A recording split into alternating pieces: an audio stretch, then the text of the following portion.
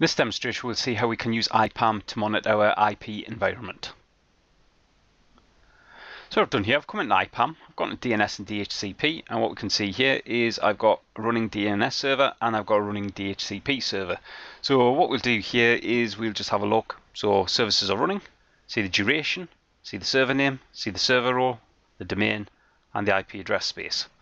So the next thing we'll do here is we'll just come in and we'll have a look at the server properties itself. So if we click on the little drop down, we're already in server properties. And if we scroll this down a bit, what we can see down at the bottom here, we've got our server properties again. What we've got here under event catalog is this will give us information relating to any events that have occurred on our server.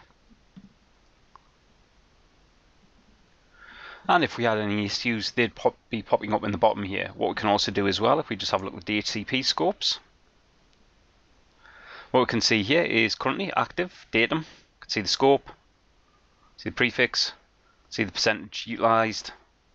Scroll this down a little bit here, we can have a look at the scope properties. So it gives us information relating to the scope properties. If we click on options, it shows us the options that are also being handed out, any effective policies we've got in place, and yet again, we've got the event catalog. What we've also got as well is we have our DNS zone monitoring. So under DNS zone monitoring, if we scroll this down a little bit, we can see we've got a datum and we've got the service records. So if we scroll this down, what we can see is the zone name, status is currently OK, we can see the amount of time it's been active, and if we look at the authoritative servers, we can see that LON DC1 is our authoritative server.